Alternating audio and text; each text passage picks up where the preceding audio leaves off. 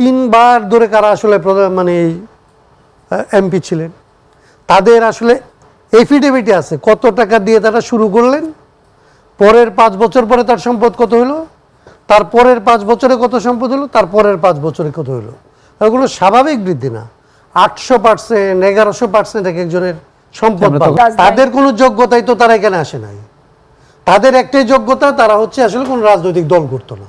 বাংলাদেশের সবচেয়ে জনপ্রিয় লোক তো শেখ মুজিবুর রহমান, তো উনি তো 2 বছরের মধ্যে সবচেয়ে বড় ফেসিবাদী হয়ে উঠছিলেন। আমার সাথে যতটুকু যায় ওই জায়গাটাকে হাইলাইট করতে চাই, যেই জায়গাটা আমার সাথে যায় না আপাতত, এই জায়গাটার উপরে আমি আসলে নজর দিতে চাই না। এই হচ্ছে পার্থক্য।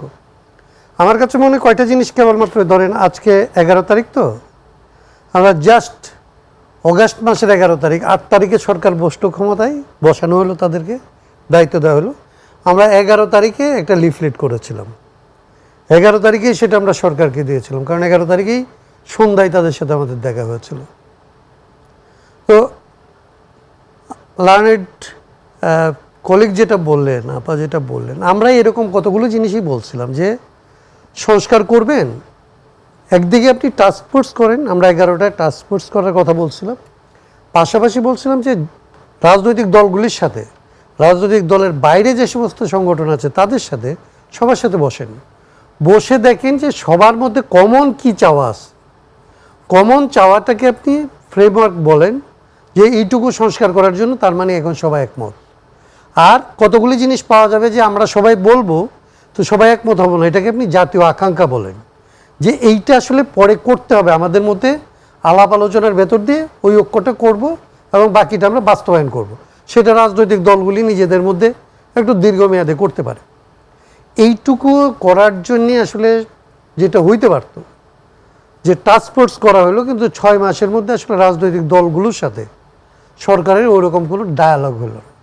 তাতে কি দাঁড়াইলো, সরকারের সাথে রাজনৈতিক দলগুলোর একটা আস্থা অনাস্থা সম্পর্ক দূর, এগুলো একটা দোলা চলে পড়লো, যেটা আসলে সরকারের পড়া উচিত ছিল না, যে কাজগুলি হইতে পারত। আমি তো গতকাল দেখলাম বিএনপি মহাসচিব দেখা করলেন, আশঙ্কাটা বা শঙ্কাটা না, আমি একটু যে জায়গায় আসার আগে আমি শুধুমাত্র একটা উদাহরণ দিয়ে ওইখানে আসি। ধরেন এই যে ভাঙচুর হলো, এই যে বিভিন্ন বাড়ি ঘর ইত্যাদি ভাঙচুর হলো, আমরা কিন্তু বলছিলাম যে আপনি ধরেন, আপনি তো জানেন যে 3বার ধরে কারা আসলে মানে এমপি ছিলেন, তাদের আসলে এফিডেভিটে আছে কত টাকা দিয়ে তারা শুরু করলেন, পরের 5 বছর পরে তার সম্পদ কত হলো, তার পরের 5 বছরে কত সম্পদ হলো, তার পরের 5 বছরে কত হলো। এগুলো স্বাভাবিক বৃদ্ধি না, 800%, 1100% এক একজনের সম্পদ। তখন গণমাধ্যমে দেখেছি, গণমাধ্যমে, এটা তাদের এফিডেভিট, এটা আমাদের কোনো আবিষ্কার না। তো আপনি এইটুকু ধরে সেই সম্পদটুকু আসলে তাদের কাছ থেকে কেড়ে নেন। ওই বাড়িটা ভাঙতে হয় কেন? ওই বাড়িটা তো বাজেয়াপ্ত হবে, এই বাড়িটা বাজেয়াপ্ত হবে, এটা জনগণের হাতে আসবে এবং জনগণ ঠিক করবে এগুলি কীভাবে ব্যবস্থা, এটা রাষ্ট্রীয় সম্পদ হবে। তা আপনি এটা করলেন না, মানুষের ক্ষোভ তারপরে গিয়ে পড়লো, এবং এই একটা ক্ষোভ থেকে কি হয়, পুরো সরকারের উপরে ধরেন সারা বিশ্ব দেখলো যে আসলে সরকারের কোনো নিয়ন্ত্রণ নাই, জনগণকে মনে হলো আপনি একটা ট্যাগ দিলেন যে এটা এরকম, মানে পুরো পরিস্থিতিটা যেটা আপনি একটা পজিটিভ জায়গায় নিয়ে যেতে পারতেন, অদক্ষতার কারণে কিংবা যারা পরামর্শ দিতে আপনি তাদের কথাকে গুরুত্ব না দেওয়ার কারণে আপনি দেশের মধ্যে যা হইতে পারতো তার উল্টা একটা হাওয়া শুরু হলো। গতকালকে বিএনপিকে কেন যাইতে হলো? বিএনপি তো তারা নিজেরা ধরেন এই ইয়েটা চেয়েছেন, কিন্তু এটা তো হওয়ার কথা না। হওয়ার তো কথা হচ্ছে টাইম টু টাইম আসলে বিএনপির সাথে কথা হবে, আমাদের সাথে কথা হবে, গণতন্ত্র মঞ্চের সাথে কথা হবে, অন্যদের সাথে কথা হবে। আমাদের তো এটা ইজি একটা অ্যাক্সেস থাকার কথা, এবং আমরা বলছিলাম ওনাদের একটা সেল থাকা দরকার, যারা হচ্ছে পলিটিক্যাল পার্টিগুলির সাথে আসলে কন্টিনিউয়াস একটা যোগাযোগের মধ্যে থাকবে। আপনি 3 মাস পর একদিন ডাকবেন, 1 মাস পর একদিন ডাকবেন, এবং একটা ইস্যুতে সেই মিটিংটা 1 ঘন্টার একটা মিটিং, 25 জন 50 আমরা কোনো উপদেষ্টাকে আমরা বলতে শুনেছি যে এই যে এই বিভিন্ন রাজনৈতিক দলগুলোর কাছ থেকে যে চাপগুলো তৈরি হচ্ছে তাদের কাজে ব্যাঘাত ঘটাচ্ছে, এরকম বারবার যদি তাদের সাথে বসা হয়, তাদের কাজে তাদেরকে তো বসানো হয়েছে, তারা তো কেউ এখানে আসে নাই, তাদের কোনো যোগ্যতাই তো তারা এখানে আসে নাই। তাদের একটাই যোগ্যতা, তারা হচ্ছে আসলে কোন রাজনৈতিক দল করতো না। রাজনৈতিক দলের লোকজন সিদ্ধান্ত নিল যে রাজনৈতিক দলের বাইরের লোকদেরকে রাজনৈতিক দলগুলোর ব্যর্থতার কারণে তো তারা আসছে। এটা ব্যর্থতা শুধু বললে হবে না, তাই তো অভ্যুত্থানটা তো সফলতা, অভ্যুত্থানটা যে করলো রাজনৈতিক দলগুলো তো করলো, এরা উপদেষ্টা বলেছেন, সামনে একজন রাখা উপদেষ্টা হলো, বলেছেন। কিন্তু অভ্যুত্থানটা তো করলো ছাত্ররা। তাইলে এই সফলতা ফেসিবাদকে মোকাবেলা করলো রাজনৈতিক দলগুলি। আপনি রাজনৈতিক দলগুলির ব্যর্থতা ঢালাওভাবে বলে দিলে হবে না। রাজনৈতিক দলগুলির প্রচুর দোষ আছে। হ্যাঁ, আওয়ামী লীগও একটা রাজনৈতিক দল, তার অনেক ত্রুটি বিচ্যুতি আছে, যেটা আসলে পাপিয়ারা বলছেন যে আমি কেন ওই দায় নিব, আমি তো ফেসিবাদ হইতে চাই না। এখানকার কাঠামোর মধ্যে ফেসিবাদের বীজ আছে। যারাই ক্ষমতাটা চর্চা করতে যায় তাদের কোনো না কোনোভাবে একটা স্বৈরাচারী হয়ে ওঠার 1000 ভাগ সম্ভাবনা থাকে, 100 ভাগের মধ্যে তারা হয়ে ওঠে। আমরা 53 বছরে কাউকে পাই নাই একেবারে যে ধরেন বাংলাদেশের সবচেয়ে জনপ্রিয় লোক তো শেখ মুজিবুর রহমান, তো উনি তো 3 বছরের মধ্যে 2 বছরের মধ্যে সবচেয়ে বড় ফেসিবাদী হয়ে উঠছিলেন। তার মানে কাঠামোটা এরকম।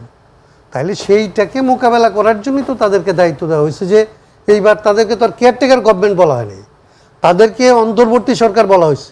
অন্তর্বর্তী সরকারের কাজ হচ্ছে শুধুমাত্র নির্বাচন না, নির্বাচনের পরে যারা ক্ষমতায় আসবে তারা যাতে আসলে স্বৈরাচারী না হইতে পারে এবং রাজনৈতিক দলগুলোর সমর্থনে আপনি রাজনৈতিক দলের সাথে আলাপ না করে এটা পাল্টাবেন কার সাথে? রাজনৈতিক দলের সাথে আলাপ করবেন না, রাজনৈতিক দলকে সময় দিবেন না, আপনার কাজের ডিস্টার্ব হয়। আপনি কি কাজ করেন বাংলাদেশে 6 মাসে? আপনি কি কাজ করছেন? যে অনেকে মনে করছে গতকালকে তো সময় দেওয়া হলো 6 মাস একটা সরকার আপনি বসে আছেন। আপনি দ্রব্যমূল্য থেকে শুরু করে আইন শৃঙ্খলা পরিস্থিতি, শিক্ষা থেকে শুরু করে নৈরাজ্য মোকাবেলা কি করছেন আপনি? জনগণ কেবলমাত্র এখনো পর্যন্ত আওয়ামী দুঃশাসন আবার এখানে আসতে না পারে সেই জায়গা থেকে ভালোবেসে এই সরকারকে আইন শৃঙ্খলা পরিস্থিতির উন্নয়নের জন্য ইতিমধ্যে তো ডেভিল হান্ট তারা আরেকটা অপকর্ম। আপনি ডেভিল হান্ট মানে কি? এই সরকারের আমলে এখনো পর্যন্ত ধরেন এই কিলিং হয়েছে, মানে কি বলে 6 মাসে 11টা বিচার বহির্ভূত 17 জন কেন হবে? আপনি এটা এই গভর্নমেন্ট এটার দায় নিবে তো এই দায়িত্ব তারা আসলে কিভাবে মোকাবেলা করবে? কোন কারণে আসলে এই বিচার বহির্ভূতভাবে হত্যা করা হবে? আওয়ামী লীগ না হয় বুঝছিলাম যে সে ক্ষমতা ধরে রাখার জন্যে মানুষকে আসলে এখান থেকে কথা বলতে দিবে না, রাজনীতি করতে দিবে না, এই জন্য সে করছে। But why? তুমি তো সকলের সরকার, তোমাকে তো সবাই মিলে বসাইছে, তুমি মানুষকে ধরে নিয়ে মেরে ফেলবা কেন? এইগুলি তো কোনো ধরনের, এগুলির জবাব তো তাদেরকে দিতে হবে। জবাব দিয়ে তারপরে অন্যের উপরে চড়াও হইতে হবে।